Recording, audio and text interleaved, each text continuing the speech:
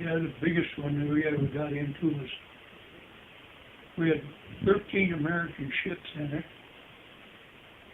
And that radar that I was telling you about on the Helena, there was a Japanese force there. We counted 47 targets on the radar screen. Wow. And when we got done, there 45 of them were gone. Wow. There was a battle wagon and a heavy cruiser left the next morning. We damaged them so bad that they couldn't go anywhere. The Air Force came over and used them for target practice. They finally sunk them. Wow. But, boy, that was Friday the 13th of November. Well, I tell you, we had a captain on the ship there that was the captain of a destroyer. Now, the significance of that, the ship that he was on, that 2,100-ton destroyer, only weighed 2,100 tons. The cruiser weighed 10,000 tons. But he was trying to make that cruiser do what that destroyer used to do. I mean, maneuver, you know, and speed and all that. And if it hadn't have been for that, we'd have probably been in big trouble. But somehow or another, the Helena got away from the rest of the fleet. I don't know whether they moved or whether we did or what. But the Japanese were coming down 2 lines of ships, about 1,000 yards apart. And, well, 47 of them, whatever was in those 2 lines. But anyhow, the Helena ended up getting in one of those lines, right in line, behind the Japanese 11-inch cruiser, in other words, 11-inch guns, and another warship, I don't know what it was, heavy cruiser anyhow, probably. But anyhow, it was doggone close to it that you couldn't even get the guns down low enough to hit them at the water line. And when the new skipper finally realized where he was, instead of moving away from the Japanese fleet, he moved in between those 2 lines. And he backed off far enough that that heavy cruiser that was right in front of us, he just backed off far enough that he could get his guns down low enough. And he one full-scale broadside shot and he punched a row of holes in that thing right at the water line and down it went. So that started a big melee there and said. What happened was that the ship ahead of the one that was sunk and the one behind it thought that they were being fired upon by the other line of ships across the way. Oh, wow.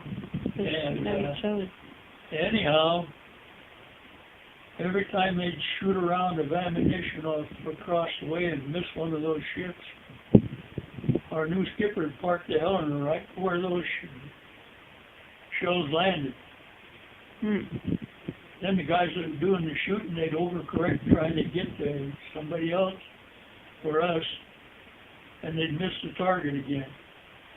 And he'd pull back, and it was a case of flank speed ahead, flank speed back, and full right here, and full left right here. There was nothing in between. I mean, he had that cruiser dancing in the water. Well, anyhow, when they started shooting back at the ones that they thought was shooting at them, they ended up shooting about 2 or 3 of their own ships. In the meantime, here we are going up the line of Japanese ships, and we get up to where there was no action going. Well, he'd slow down and sink another one, with a broadside and start the whole thing going over again. Wow. And I don't know how many miles of ship was in each one of those lines. But anyhow, he was pretty happy with what was going on, he got clear up to the front end of the line, he thought, boy, this is all right. So he turned around and went back.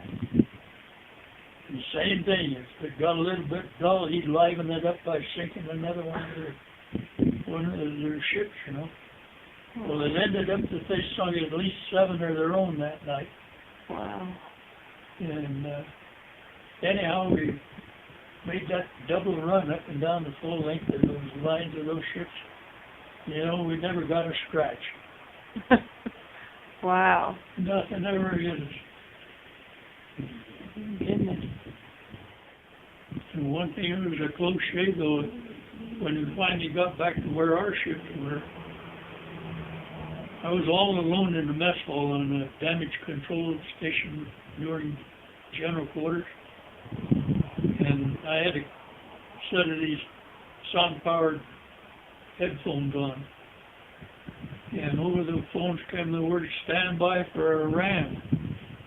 And I thought, boy, you know, first I got on the phone here, which direction and where at, you know, and all that kind of thing, and I got no answer. So it turns out that the next morning, the Portland had been hit and had its rudder blown off, and naturally a couple of the propellers went with it. And the Atlanta was had a big cable, and I don't know, these things are about 1,000 feet long, something like that. And they had the Portland in tow. They were trying to get her out of there. So the ram that they were talking about was maybe the Portland was going to ram us broadside. And what had happened, they're still all mixed up, and the Helena went between those two ships, and they cut the rope, or cut the cable. And we got in between them and out again before there's still no damage. So anyhow, the Portland ended up beaching itself upon the beach. As far as I know, it's still out there with its nose sticking up on the beach.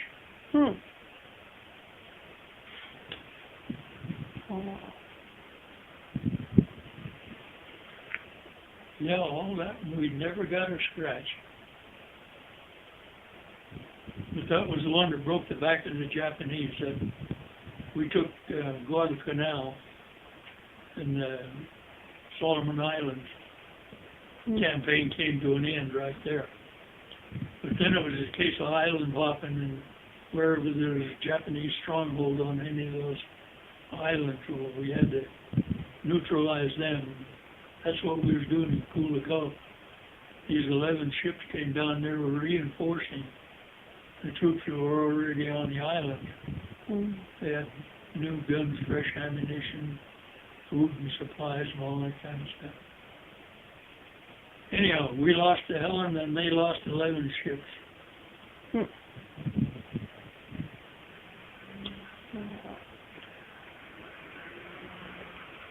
But the sad part about it, the very next night, there was another bunch of ships came down to the same place. The St. Louis and the Columbia went back up there with 4 destroyers. 6 of them, I don't know how many ships they tangled with. But the St. Louis was a sister ship to the Helena. And then the Columbia was a half-sister. And the next morning after that battle, both of them came back to the New Hebrides Islands. And the Columbia, it had its bow blown completely off, all except for the main deck. It's the same thing that happened to the Helena. But in this case, it got all 3 of the turrets up there, and the deck was just folded up down in the water and covering the front end of the ship. And the St. Louis had the same thing happen, only she was, her bow was gone from the water line on down. And neither one of them went down, but they were out of commission, needless to say.